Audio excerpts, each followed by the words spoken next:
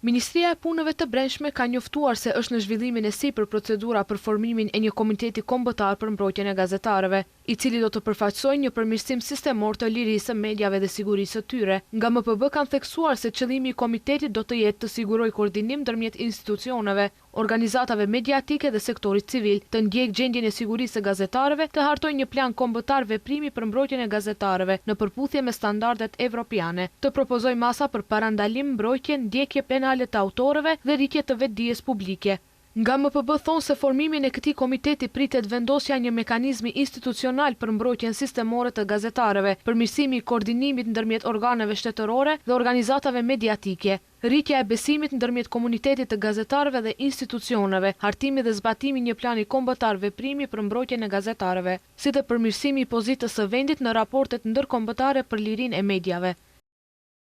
Bashkëpunimi me punonjësit e mediave, përgjithsisht me gazetarët, ndërtimi një partneriteti të sigurt dhe të qëndrueshëm reciprok, si dhe garantimi i sigurisë së tyre, për MPB-n përbëj një nga prioritetet kryesore.